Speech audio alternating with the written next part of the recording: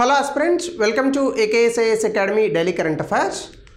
So నేను ఇచ్చినటువంటి క్వశ్చన్లో which of the following is not a function of RBI? Fiscal policies RBI ఎందుకు చేస్తుంది? ఇది ప్రభుత్వం చేస్తుంది. ఈ ఫిస్కల్ పాలసీస్నే కదా మనం ప్రతి ఇయర్ కూడా బడ్జెట్ అనేటటువంటి పేరిట మనం బిల్స్ పాస్ చేస్తూ ఉంటాం. So answer is c. ఇక ఈరోజు మనం చూడబోయేటటువంటి టాపిక్ 2005లో మనం ఒక అద్భుతమైనటువంటి చట్టాన్ని తీసుకొచ్చాం. MNREGA, Mahatma Gandhi national employment guarantee act. 100 రోజుల పథకంలో భాగంగా గ్రామీణ ప్రాంతాల్లో కుటుంబానికి ఒకరికి, ముఖ్యంగా పేదవాళ్ళకి ఉపాధి అవకాశాలను కల్పిస్తారు. సో రోజుకి రాష్ట్రాన్ని బట్టి మారుతూ ఉంటుంది. సాధారణంగా ఒక 250 రూపాయల నుంచి ఒక 350, కొన్ని రాష్ట్రాలు అయితే 400 కూడా ఇస్తున్నాయి అనుకోండి, వేరే సంగతి. సో 100 రోజుల పాటు వాళ్ళకి ఉపాధి అవకాశాలను కల్పిస్తారు. సో ముఖ్యంగా చెరువుల్లో పుడికి తీయడాలు ఇట్లాంటి పనులని ఎక్కువగా ఇస్తున్నారు. సో దీనివల్ల కొన్ని పనులు నెరవేరుతాయి.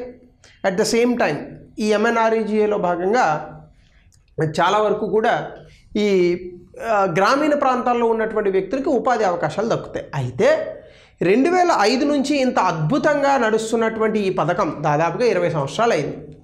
ఈ అద్భుతమైనటువంటి పథకంలో ఈ మధ్య కాలంలో కొన్ని లోటుపాట్లు వచ్చాయని చెప్పేసి లిప్టెక్ ఇండియా రిపోర్ట్ మనకి చెప్తోంది. సో ఈ రిపోర్ట్లోనే భాగంగా మనం MNREGA గురించి పూర్తిగా తెలుసుకునే ప్రయత్నం చేద్దాం. ముందుగా లిప్టెక్ ఇండియా రిపోర్ట్ 2024-25కి సంబంధించి కొన్ని మిస్ మ్యాచెస్ ఉన్నాయి. ముఖ్యంగా MNREGAలో ఇచ్చేటటువంటి ఈ వేతనాలు ఏవైతే ఉంటాయో, వేజెస్ అని అంటాం కదా, ఈ వేతనాల్లో కొంత జాప్యం జరుగుతుంది.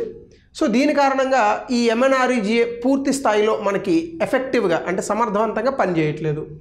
సో రిజిస్ట్రేషన్స్ 8.6% పెరిగాయి. అంటే నెంబర్ ఆఫ్ పీపుల్ ఎవరైతే ఇందులో ఉపాధి అవకాశాలు కోరుకుంటున్నారో వాళ్ళు 8.6% పెరిగారు. కానీ ఎంప్లాయ్మెంట్ డెలివరీ మాత్రం రిజిస్ట్రేషన్స్ 8.6 పెరిగినప్పటికీ ఎంప్లాయ్మెంట్ 7.1% వరకే ఇచ్చాం. ఇది ఎందుకు అంటే డిలేడ్ పేమెంట్స్ జరుగుతున్నాయి, అలాగే బడ్జెట్ని కేటాయింపుల్లో కూడా దీనికి షార్ట్ ఫాల్స్ వస్తున్నాయని చెప్పేసి. సో ముందుగా MNREGA గురించి కనుక మనం చూస్తే 2005లో వచ్చింది ఈ స్కీమ్లో కొన్ని అంశాలు ఉన్నాయి. ముఖ్యంగా దీని తాలూకా ఫీచర్స్ అని చెప్తాము. ఒకటి ఎంప్లాయ్మెంట్ జనరేషన్, అంటే ఉపాధి అవకాశాలను కల్పిస్తుంది. 2 అసెట్ క్రియేషన్, అంటే ఆస్తుల సృష్టి. ఆస్తుల సృష్టి అంటే రోడ్లు వేసినా ఆస్తుల సృష్టి, లేదని అనుకుంటే ఏదైనా చిన్న చిన్న బిల్డింగ్లు కట్టినా ఆస్తుల సృష్టి, ఇవన్నీ ఆస్తుల సృష్టిలోకే వస్తాయి. అలాగే ఉమెన్ ఎంపవర్మెంట్, ఇందులో దాదాపుగా సగం మందికి పైగా ఉద్యోగాలు ఆడవాళ్ళకి ఇస్తారు. సో కాబట్టి స్త్రీ సాధికారత నెరవేరుతుంది. అలాగే మిటిగేషన్ ఆఫ్ సీజనల్ షాక్స్. సాధారణంగా గ్రామీణ ప్రాంతాల్లో ఎక్కువగా ప్రజలు వ్యవసాయం మీద ఆధారపడి ఉంటారు. అయితే ఈ వ్యవసాయం అనేటటువంటిది సంవత్సరం మొత్తం జరగదు కదా. ముఖ్యంగా వర్షాలు లేనటువంటి కాలంలో మనకి వ్యవసాయం జరగదు. అంటే వ్యవసాయం అనేటటువంటిది యాక్చువల్గా ఇట్స్ ఎ సీజన్డ్ జాబ్. అంటే సీజన్ అంటే ఏంటి? కొన్ని కాలాల్లో మాత్రమే మనం వ్యవసాయం చేస్తాం. సంవత్సరం ఉందనుకోండి, సంవత్సరంలో కొన్ని ప్రాంతాల్లో ఒక పంటే పండుతుంది, కొన్ని ప్రాంతాల్లో 2 పంటలు పండుతాయి. నీరు మరీ సమృద్ధిగా ఉంటూ 3 పంటలు పండుతాయి. కానీ సాధారణంగా భారతదేశంలో 1 లేదా 2 పంటలు పండేటటువంటి నెలలే ఎక్కువ. ఈ 1 లేదా 2 పంటలు 12 నెలలకు గాను ఒక పంట 5 నెలలు ఎంత ఉంటే మరొక పంట 3.5 నెలలు 4 నెలలు ఉంటుంది. ఇంకొక 3 నుంచి 4 నెలలు ప్రజలు ఖాళీగా ఉండేటటువంటి పరిస్థితులు ఉంటాయి. అటువంటి సమయాల్లో ఉద్యోగ ఉపాధి అవకాశాలను కల్పిస్తుంది.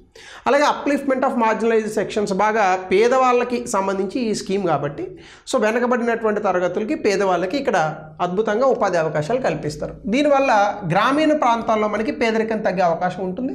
అలాగే మైగ్రేషన్, సాధారణంగా మీరు ఇప్పుడు చూస్తే డబ్బు సంపాదన అంటే గ్రామీణ ప్రాంతాల నుంచి పట్టణ ప్రాంతాలకు వలస రావాల్సినటువంటి పరిస్థితులు ఉన్నాయి. ఈ పరిస్థితులను ఇది తగ్గుముఖం పట్టించేటటువంటి ప్రయత్నం చేస్తుంది. దీనికి అనేక రకాల ఫీచర్స్ కూడా ఉంటాయి. కేంద్ర ప్రభుత్వం దీనికి పూర్తి స్థాయి ఫండింగ్ ఇస్తుంది. ఉమెన్ ఎంపవర్మెంట్ జరుగుతుంది. ఖచ్చితంగా టైం బౌండ్లో మనకి లేబర్ ఎంత కావాలో అంత దొరుకుతారు. అలాగే లేబర్ ఇంటెన్సివ్ మాన్యువల్ వర్క్ని ఎక్కువగా ప్రోత్సహిస్తూ ఉంటుంది. ట్రాన్స్పరెంట్ సిస్టమ్స్ ఉంటాయి. అలాగే లోకల్ సెల్ఫ్ బాడీస్, అంటే స్థానిక ప్రభుత్వాలు ఇందులో ఇన్వాల్వ్ అయి ఉంటాయి. సో మన్రేగా అనేటటువంటిది 100 రోజుల ఉపాధి హామీ పథకం చట్టబద్ధతతో, అంటే లీగల్ గ్యారంటీ, అంటే మీరు పోతే ఖచ్చితంగా మీకు ఇవ్వాలంతే ఉద్యోగం. సో లీగల్ గ్యారంటీ, ఒకవేళ ఇవ్వలేకపోతే కంపన్సేషన్ పే చేయాలి.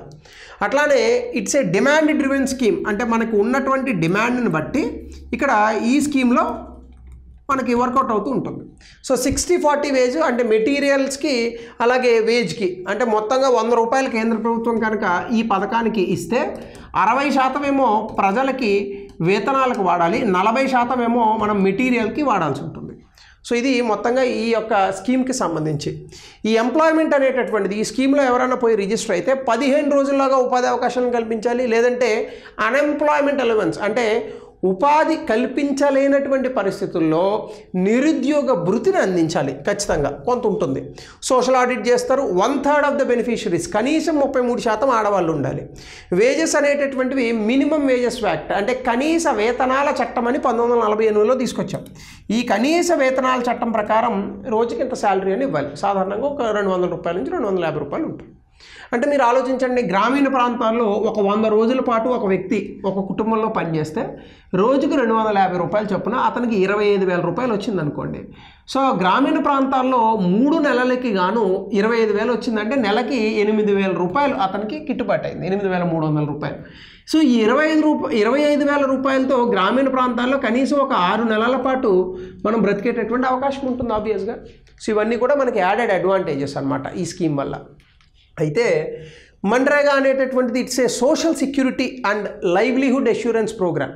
అంటే సామాజిక భద్రత కల్పిస్తూ ఉపాధి అవకాశాలను కల్పించేటటువంటి స్కీమ్ ఇది. ముఖ్యంగా 100 రోజుల పథకాన్ని ఇస్తారు, 2005లో వచ్చింది. అలాగే ఇది మినిస్ట్రీ ఆఫ్ రూరల్ డెవలప్మెంట్ కింద పనిచేస్తుంది. ముఖ్యంగా లైవ్లీహుడ్ సెక్యూరిటీ అంటే ఉపాధి అవకాశాలను, ఉపాధి హామీ అనేటటువంటి దాన్ని ఇస్తుంది. మాన్యువల్ లేబరు, రూరల్ అసెట్స్ అంటే గ్రామీణ ప్రాంతాల్లో రోడ్లు వేయడం కానీ, పూడికలు తీయడం కానీ ఇట్లాంటి పనులకు వాడుతూ ఉంటారు. డిమాండ్ డ్రివెన్, డిమాండ్ని బట్టి ఇక్కడ జనాలను తీసుకుంటారు. లీగల్ ఎంటైట్మెంట్ అంటే చట్టబద్ధత ఉంటుంది. అలాగే వేజ్ పేమెంట్ కూడా ఖచ్చితంగా 15 రోజుల్లోపు వేజ్ పేమెంట్ అనేటటువంటి చేయాలి. డిలేస్ చేస్తే కంపెన్సేషన్ చేయాలి. సోషల్ ఆడిట్ చేస్తారు కాబట్టి పూర్తి స్థాయిలో పారదర్శకతలో ఈ ప్రోగ్రాం నడుస్తుంది.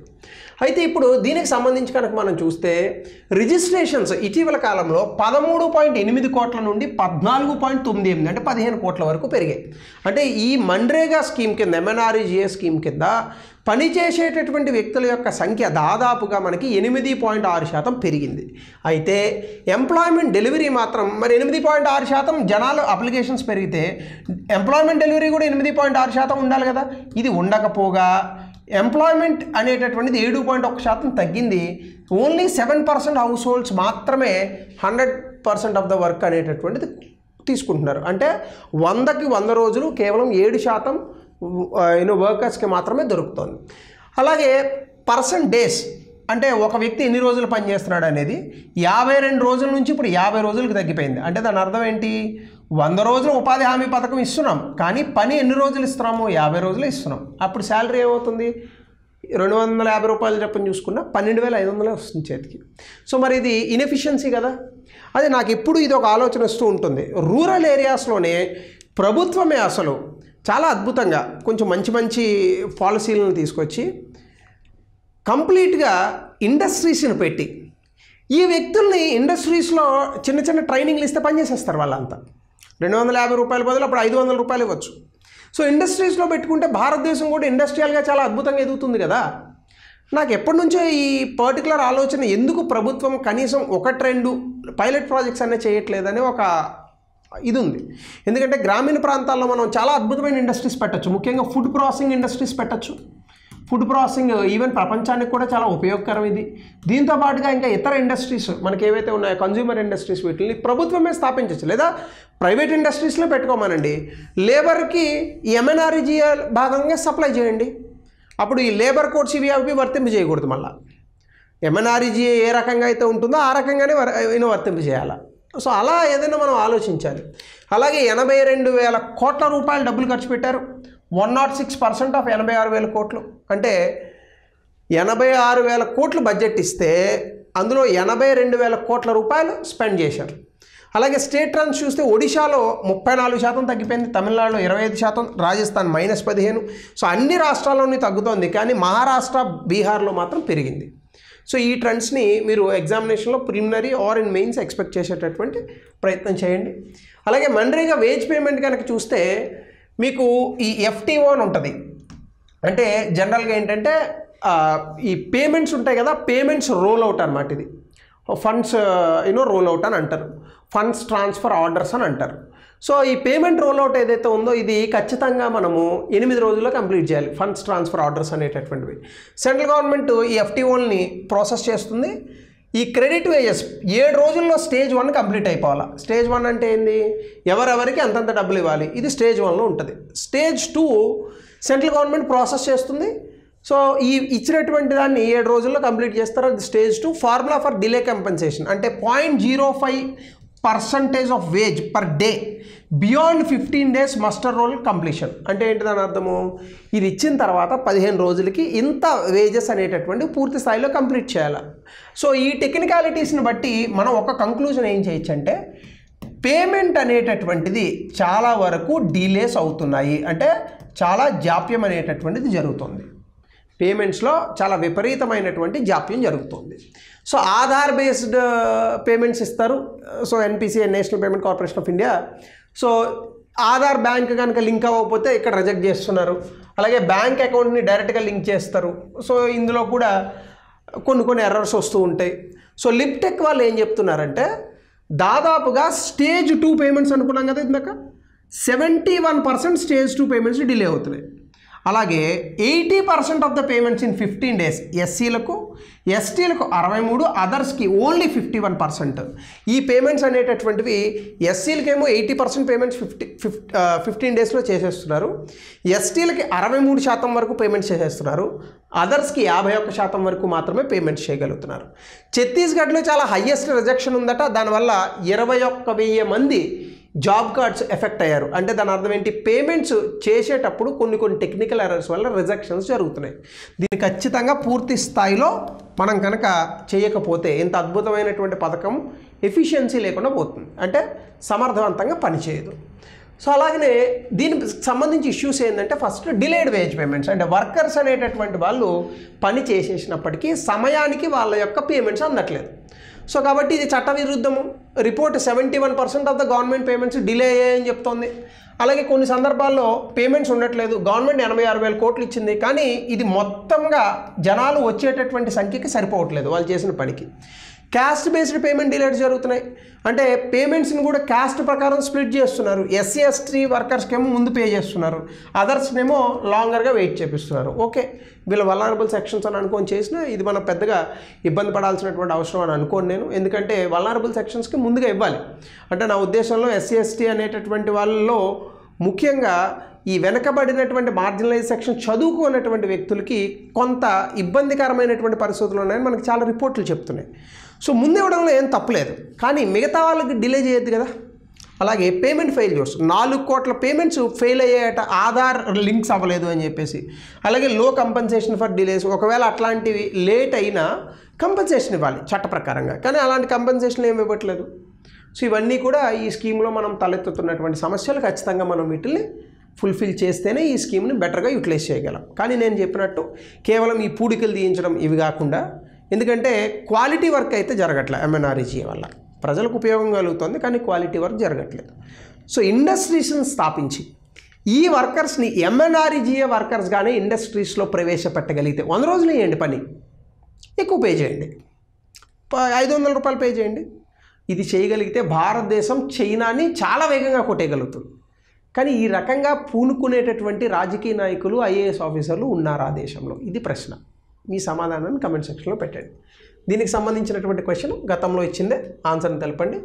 అలాగే critical examine the role of MNREGA and promoting rural livelihood security in India, what challenges it face today. ఇది 200 పదాల్లో రాయండి. గతంలో ఇచ్చిన ప్రశ్న కాదు, ఇప్పుడే ఇచ్చాను. సో ఇది ఎంఎన్ఆర్ఈజీఏ స్కీమ్ గురించి very important in terms of examination. చాలా రెగ్యులర్గా క్వశ్చన్స్ అడుగుతున్నాడు. So be careful. Thank you. Have a nice day.